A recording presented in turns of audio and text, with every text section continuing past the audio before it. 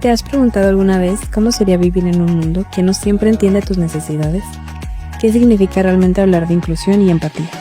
Este podcast busca sensibilizar sobre el espectro autista y los trastornos del neurodesarrollo, desmitificar conceptos erróneos, fomentar la inclusión y abogar por la igualdad y el respeto hacia la diversidad.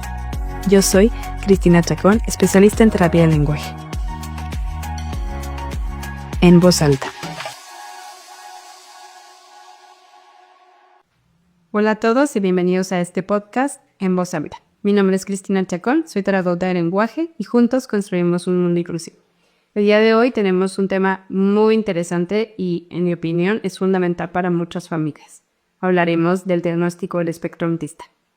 Y para eso tenemos a una invitada. Ella es terapeuta de lenguaje, es también psicóloga. Actualmente está estudiando la maestría en psicoterapia de niños y adolescentes y pues tiene la misma pasión que yo por esta profesión. Ahorita ella nos contará dónde trabaja y pues te doy la bienvenida, Elena Chávez. Muchas gracias, Cristi. Gracias por invitarnos. Gracias a ti por estar aquí y deseo pues que esta plática sea muy productiva y que nos sirva mucho para llegar a más personas, dar ese mensaje. Creo que el diagnóstico de autismo pues es un tema muy complejo, que si lo da un neurólogo, que si lo da un psicólogo, ¿sí? Entonces vamos a ver ahorita tú qué nos cuentas sobre este proceso, ¿sí? Siéntete cómoda de decir todo lo que tú quieras y bueno, para comenzar quiero que me digas, me cuentes un poquito de lo que ha sido tu trayectoria, ¿cómo se te ocurrió ser terapeuta y no psicóloga y ahorita estás haciendo una maestría? ¿Cómo le haces? Bueno, pues la verdad que yo entré a la carrera para ser terapeuta de lenguaje, de comunicación humana. Pues no sé, antes quería ser maestra y luego ya pues, me acerqué a la institución en donde estudié y me convenció. La verdad que no tenía mucho, yo no conocía nada sobre esto. Muchas personas tenían algún familiar o algo, la verdad que yo no. Simplemente pues me llamó la atención, ¿no? Ya estando justamente en la carrera, llevábamos una materia de psicología como general y pues no sé, me dio el impulso me gustaban mucho también y pues empecé a ver que podía tal vez como relacionar ambas, ¿no? O sea, nos hablaban mucho, aunque era como el tronco común de terapia del lenguaje, pues nos hablaban mucho sobre a qué nos íbamos a dedicar, ¿no? En las familias, los niños, etcétera. Y creí que pues tal vez estudiar psicología me podía como unirlas, ¿no? Y efectivamente, o sea, ya después entrando a la carrera de psicología, pues iba viendo como materias en los mismos dos que estaban súper relacionadas, cosas que veía en una ya las había visto en la otra, entonces pues la verdad que eso fue lo que es un poco más fácil y más llevadero. Y pues nada, ya después una maestría, pues porque pues es muy necesario, ¿no? Y más para la práctica de la psicoterapia, y pues es necesario, requieres tener una maestría para poder pues trabajar como, pues sí, como terapeuta, como psicoterapeuta. Entonces pues eso ha sido lo que me he ido llevando y las necesidades que vas viendo, sobre todo en la práctica. Muy bien. Y cuéntame, ¿qué es, antes de empezar con el tema de diagnóstico, creo fundamental que nos expliques, pues, qué es el trastorno del espectro autista? Ok. Justamente cuando venía para acá sabía que iba a ser una de las primeras preguntas que se iban a hacer, obviamente, cuando hablamos de diagnóstico de cualquier condición, pues primero lo que te tienes que cuestionar es eso, ¿no? O sea, ¿qué es? Porque pues si estás en búsqueda de algo que necesitas saber, ¿qué eres? ¿Cómo se come? Todo sobre esa condición, ¿no? Y siempre lo hemos comentado mis colegas y veo que es una pregunta que es muy complicada de contestar, que no sabemos todos los criterios para diagnosticar, que tienes que observar específicamente todo, pero cuando te dice qué es el autismo, es como, Yo siempre digo, un chile con queso. como te lo explico, es que esto sí, pero esto no, pero esto. ¿Y por qué creo que lo hace tan diverso? Pues que es un espectro, o sea, que a veces habla sobre, pues no hay contacto visual, hay movimientos estereotipados, pero luego dices, pero es que en este no, pero es que en este esto, entonces es como toda esa parte, ¿no? Entonces, pensándolo bien, dije, bueno, ¿cómo lo voy a tratar de explicar? Creo que, ¿cómo se lo explicaría a un papá cuando le entregas el diagnóstico y le vas a decir, pues, ¿qué es lo que le estás diciendo que tiene su hijo, no? De una manera muy clara, un papá que no tiene idea de qué le va, o sea, qué le acabas de decir que tiene su hijo, con qué va a vivir, con qué condición tiene. Y yo siempre trato de entregarles un esquema, o sea, siempre entregamos un esquema donde lo tienen y siempre les decimos, esto es, y te lo tienes que aprender de memoria y ver en tu hijo qué es lo que está afectado, o sea, qué es lo que, cuáles de estas características, a pesar de que estas los comparte cualquier persona que tenga el diagnóstico, en cuáles requieren mayor cuidado. Y siempre le digo, hay dos áreas cuando hablamos de autismo que están alteradas, que tienen alteraciones. Una son las cuestiones comunicativas, las relaciones con las personas, habilidades para comunicar, para socializar, para mantener una relación. Y la otra, que es un nombre muy rimbombante, que son intereses y comportamientos restrictivos y repetitivos. Dificultades sensoriales, ya sea búsqueda, rechazo de estímulos, inflexibilidad, cuestiones como intereses muy marcados por ciertas cosas. Entonces trato como de explicarles esa parte y después desmentir algunos mitos que se tienen todavía al explicar el diagnóstico. O sea, muchas veces o todavía está la parte de que cuando hablamos de autismo hablamos de una dificultad en el habla o en el lenguaje.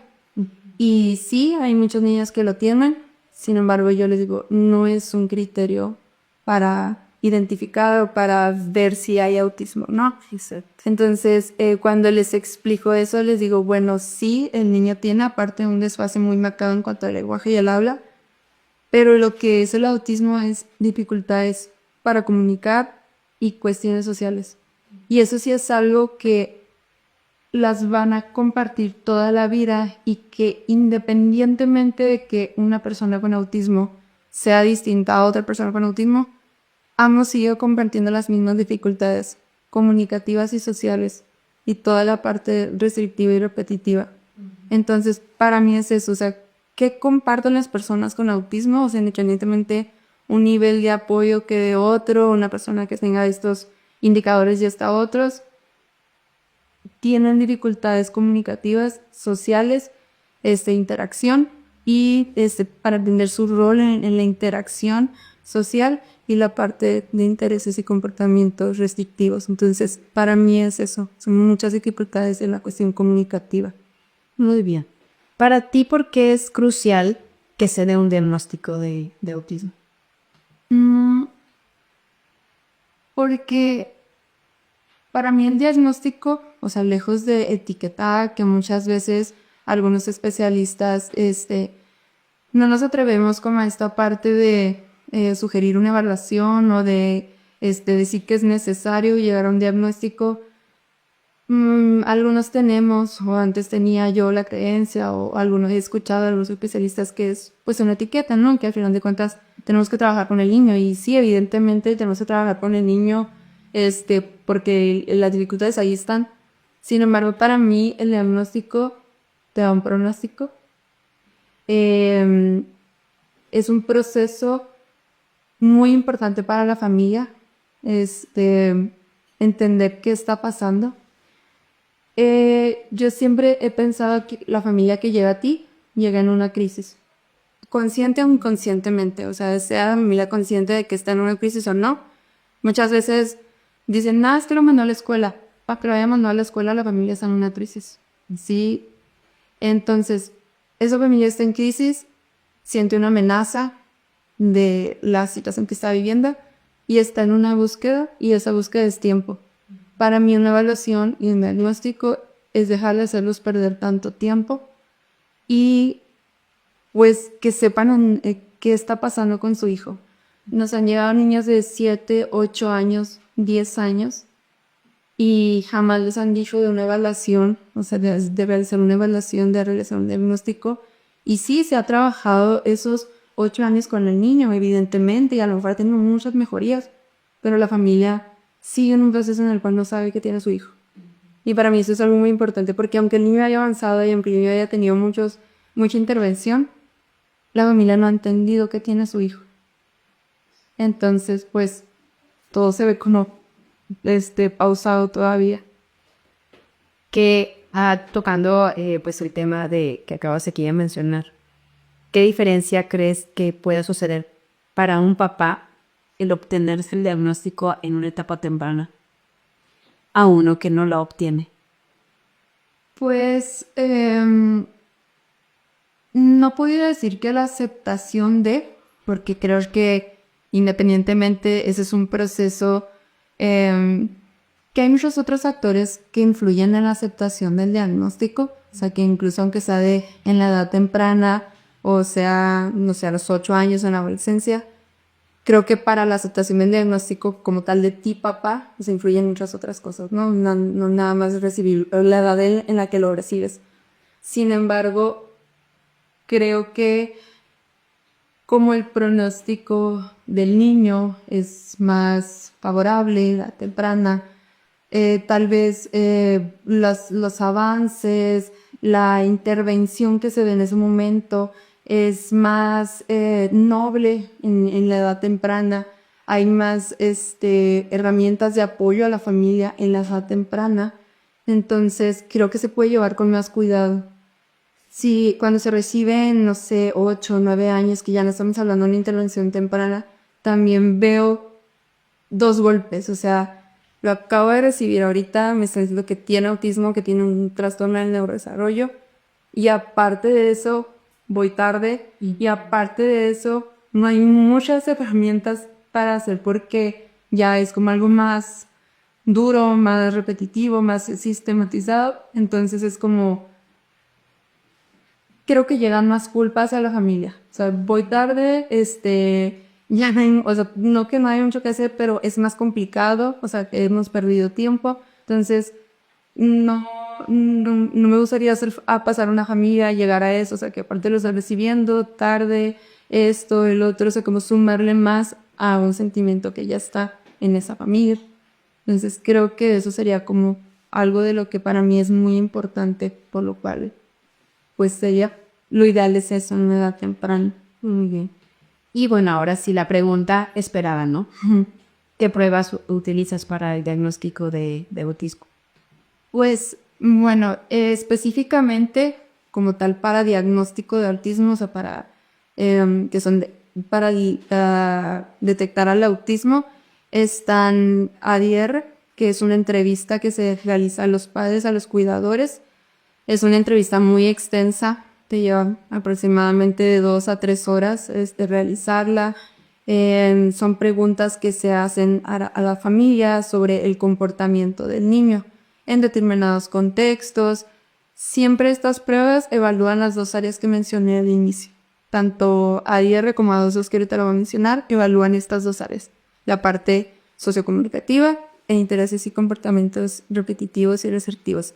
La entrevista pues se hace a los papás sobre qué pasa cuando el niño esto, qué hace el niño cuando pasa esto, etcétera, ¿no? Y pues todas esas pruebas se puntúan, están estandarizadas y pues son específicas para diagnosticar autismo. El A22 es así, se hace con el niño en presencia pues de los cuidadores. Se monta un escenario, hay varios módulos que son dependiendo el nivel de lenguaje y la edad del niño. Tú vas viendo, o sea, cuál eliges a las necesidades del niño, al perfil del niño, y se monta un escenario, se realizan varias actividades, observas igual, o sea, las puntuaciones van respecto a esas dos áreas que están afectadas, y pues igual se puntúan, se te arroja un resultado, ¿no? Y lo que observa esa prueba ni del niño, pues es su comportamiento respecto a las personas que están ahí, al ambiente, a los materiales. ¿Crees que un diagnóstico de autismo nada más se deba aplicar estas únicas dos pruebas? No. Eso les iba a mencionar que pues son las que utilizamos específicamente para diagnóstico de autismo, o sea, son las que nos dicen si la persona tiene autismo o no. Sin embargo, es muy necesario aplicar pruebas complementarias. ¿Por qué? Porque estamos hablando de un trastorno en el neurodesarrollo, ¿no? Y la edad, pues, que esperaríamos que se hiciera este diagnóstico, pues es como en la edad temprana, ¿no? Entonces, si estamos evaluando a un niño en la primera infancia, hablamos que hay otros diagnósticos que pueden, pues que se tienen que diferenciar del autismo, ¿no? Y que comparten muchas características con el autismo. Y que muchas veces los papás o los especialistas que los mandan tampoco tienen tan claro como qué se debe, simplemente hay indicadores de que algo no está del todo bien. Lo ideal es evaluar el desarrollo en general del niño, o sea, ver cómo estás hablando de un niño que está en desarrollo, entonces, y que probablemente tiene un trastorno del neurodesarrollo. Entonces, lo ideal sería comenzar con evaluaciones que te hablen de cómo está su desarrollo en general en las diversas áreas del desarrollo motriz, visomotores, de cognitivo, etc. En algunos casos, ya acercándose más a 5 o 6 años, 7 ya niños más grandes, también es muy necesario evaluar la parte cognitiva. Entonces, ya sea para diferenciarlo de otro trastorno o también para ver cómo está esa parte, ¿no? O sea, tienes que tomarla en cuenta, ¿no? Sobre conducta adaptativa, o sea, cuestiones de autodirección, de independencia, de autonomía, de ocio, cómo está esa parte también. Y pues el juntar estas pruebas de diagnóstico de autismo con todas las complementarias te ayuda a saber si estás sospechando un diagnóstico, pero inicias es como un tronco, o sea, desde veo su desarrollo en general, esto está bien, esto está mal, sí va por autismo, no va por autismo, va más por esta parte. Y pues al final de cuentas, eso es hacer una evaluación. No pensar en voy a diagnosticar autismo, sino voy a ver qué tiene el niño que tiene indicadores de autismo. Entonces, pues... Súper, creo que es una parte muy importante, ¿no? Porque me ha pasado con ciertos, no sé si a ti también te pase, con ciertos especialistas que mandan diagnóstico autismo. Y es muy difícil, ¿no? Por lo mismo que tenemos un espectro, o sea, son muchas características, entonces... y hay ciertas características que se comparten, ¿no? Con otro trastorno. Entonces es como que quede claro que no es nada más esto. O sea, no podemos pensar nada más que es autismo, ¿no? O sea, hay que abrirnos porque existe la posibilidad de que no sea autismo. Vaya, no todo es autismo, ¿no? Claro.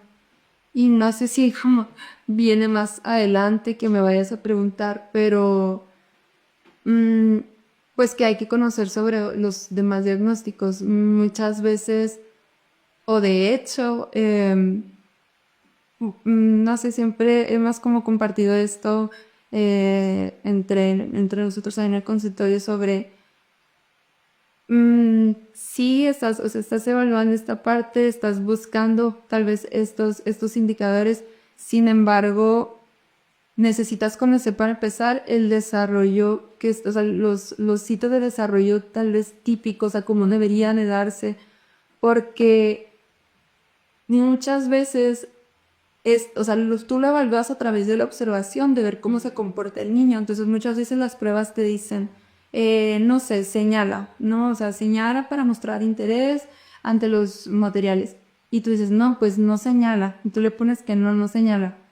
Pero tu observación, tu ojo clínico, tal vez tu experiencia es porque no señala. No señala por algo que pasa en autismo, que es tal vez no hay uso de gestos no verbales, o no señala porque, no sé, por otra cuestión que tal vez pasa en cuestiones intelectuales o en un retraso verbal del desarrollo, como tú tienes que analizar por qué la conducta está pasando en eso, porque la prueba nomás te dice si pasa o no pasa. Pero ya o sea, tu clínico te va a decir, ok, sí, esta prueba me está apuntando que no pasa, pero yo estoy observando que no es por una cuestión que sucede en autismo, sino por otra cosa. Entonces muchas veces incluso las pruebas puntúan que sí o que no, pero ya tu recopilación de datos, tu observación, todo, pues es lo que te hace tomar la decisión, al final de cuentas. Exacto. Cuéntame, y esto sería como un mensaje para papás más que nada, ¿no? ¿Qué indicadores son los que se empiezan a presentar, hablando de etapas tempranas, en los que ellos tendrán que tener o estar observando, no por si pudiera presentarse el caso de que su hijo esté dentro de un trastorno en neurodesarrollo? Pues creo que lo principal, o sea, yéndonos a el desarrollo esperado comunicativo, pues sería el uso de gestos. Gestos me refiero como gestos corporales, señalar, si el niño señala, no señala, esta atención como a la persona, o sea, que vemos, no sé, desde el juego, el juego del peekaboo, que haya como este interés por la persona de mantener pues una interacción o comunicación con ella, que no se dejen llevar por el habla como tal. Entonces, no sé, vemos que haría un desfase en el lenguaje, tal vez tu niño no habla, pero que tantas otras herramientas para comunicar tienes, ¿no? Tal vez no habla, pero te dice que vayas, te señala, te dice que vengas, etcétera.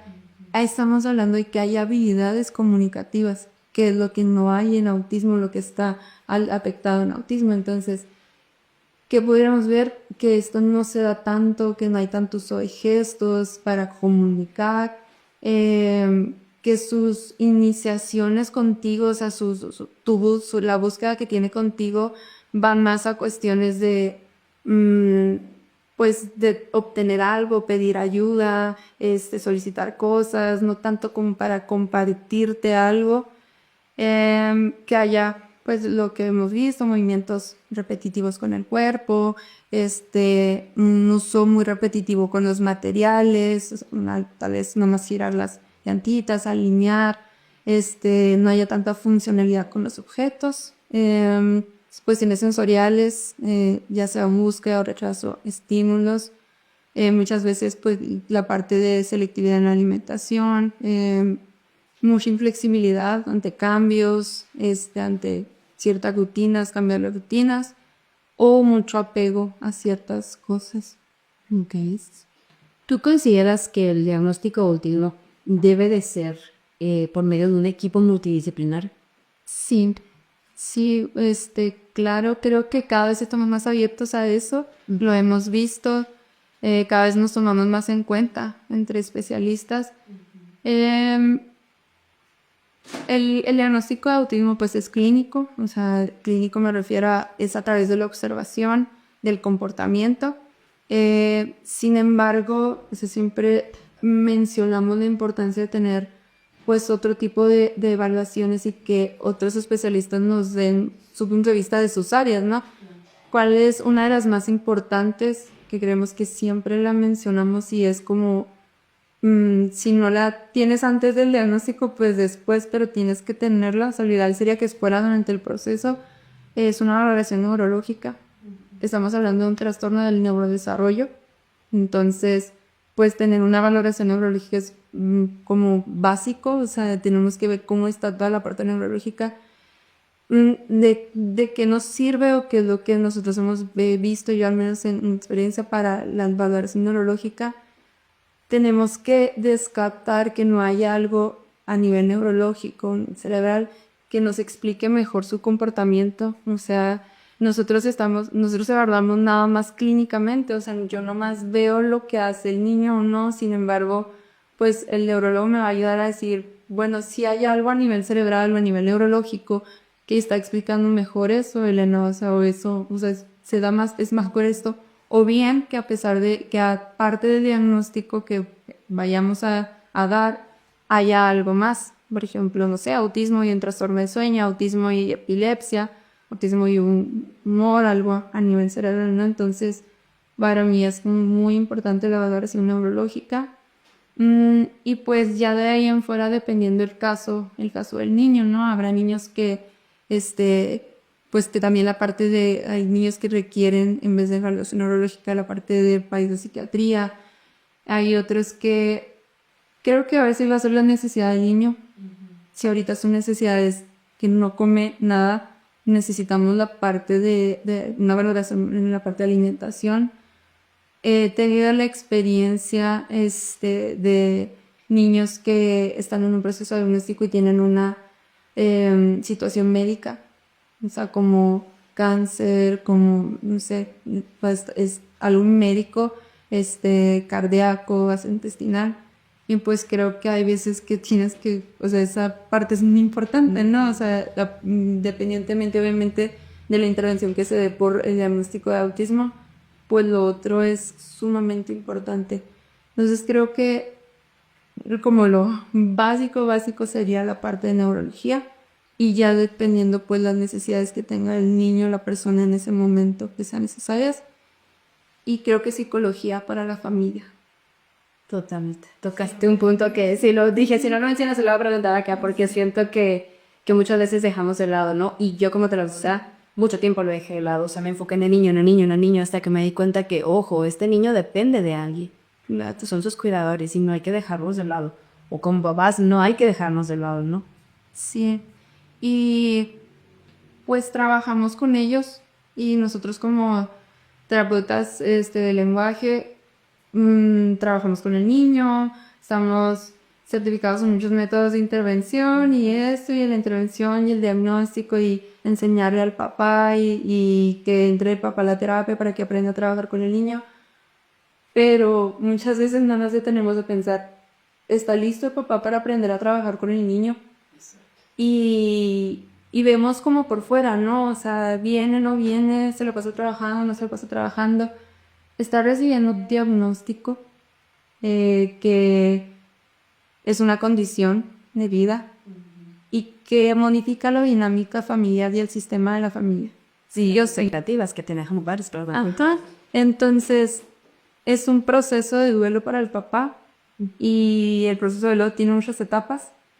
Entonces, y cada una de esas etapas va a interferir en tu intervención. Si el papá está enojado con el diagnóstico, con la situación, va a impactar en tu intervención. Si el papá está en una tristeza profunda, va a impactar en tu intervención. Cada persona de la familia lo vive el duelo de distinta manera. Entonces, creo que sí es muy importante no dejar de lado esa parte, porque pues son los que son los que vienen a terapia con nosotros, son los que nos buscan. No nos busca el niño, nos está buscando la familia. Entonces, nuestro apoyo es para la familia, para saber qué hacer con la situación que acaban de recibir. Y pues no sé, creo que es muy importante, creo que cada vez estamos más abiertos nosotros como terapeutas para canalizar a la familia, no, tenemos que perder el miedo de canalizarlos a psicología.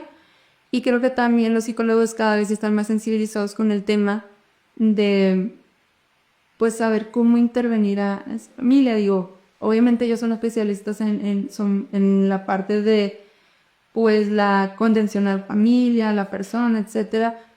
Pero es muy importante que también conozcan el diagnóstico y a qué se está enfrentando la familia con ese diagnóstico. Claro. 2 minutos, Chris. Aquí quisiera que me dieras un mensaje para los terapeutas o las terapeutas de lenguaje que no tienen estas o acreditaciones o certificaciones para el diagnóstico, pero de qué manera pudieran orientar a los padres en caso de que ellas empiecen a detectar que el niño que tienen en terapia, o sea, y esta falta de lenguaje, ¿no?, por lo cual acuden a ellas, probablemente sea por algún trastorno del espectro autista. Okay. Pues creo que lo primero sería que no le tengan miedo a canalizarlos, a sugerir una evaluación. Siempre es preferible que no sea y que haya de bueno, pues no era, a que sea algo tardío, a que la familia siga en el fondo sintiendo que algo anda mal, pero nadie le ha dicho que hagan una evaluación o lleven a cabo un proceso. Entonces, creo que siento que es como perderle el miedo a canalizarlos, ver más, informarte más sobre otros indicadores que muchas veces no son tan notorios o pues sí, tan notorios y dudamos mucho de si sí es o no es. Entonces, pues conocer más, o sea, más sobre otros indicadores de tal vez un nivel menor de apoyo. Y pues no tener miedo en la evaluación aunque no las apliques las pruebas, conocer qué información te da. O sea, qué información te da una prueba de conducta adaptativa y qué información te da una prueba de sensorial para saber si tu paciente lo necesita. Entonces, y poder sensibilizar a la familia sobre la necesidad de tenerlo. Bueno, ya para cerrar, quisiera que me compartieras pues un mensaje para aquellos padres que pues pueden estar detectando algún indicador que acabamos de ver, ¿no? Pero que no acuden probablemente a un diagnóstico pues por el temor de obtener un resultado no positivo a esto. Pues lo que comentaba ahorita de la importancia del diagnóstico, el diagnóstico temprano nos da mejor pronóstico, más herramientas para trabajar en esta edad,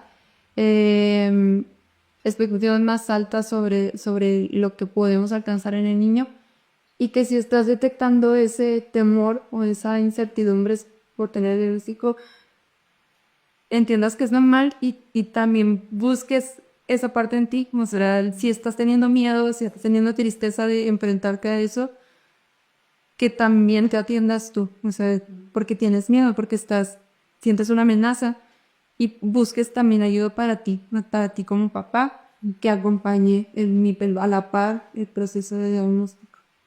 Muy bien. Quedé encantada con esta plática. Siento que pues que diste en el punto muy importante pues para muchas familias, ¿no? Y que este es el objetivo, pues que llegue a esas familias que lo necesitan, que ya aunque hayan obtenido un diagnóstico, pero bueno, no tengo la parte emocional. O sea, yo estoy tratando a mi niño, pero la mía no. Sí, entonces te agradezco muchísimo el que hayas aceptado mi invitación y haber podido colaborar juntas en esto. Como te lo dije en esa llamada, espero que no sea la primera ni la última. Pues aquí tienes tu espacio para cuando quieras brindar información. Es Jackie Baecios, te recibo con las puertas abiertas. Gracias. Antes de despedirnos, te recuerdo que me sigas en redes sociales, tanto en Facebook como en Instagram, como terapeuta Cristina Chacón. Me ayudes a compartir y pues a llegar a más personas. Creo que este mensaje y todo lo que vimos ahorita sobre el diagnóstico de autismo pues no puede perderse, ¿no? Hay que llegar a más personas. Gracias por acompañarnos en este espacio donde cada historia cuenta y cada voz importa. Recuerden que juntos construimos un mundo inclusivo y la diversidad nos enriquece. Nos vemos en el siguiente episodio. Bye.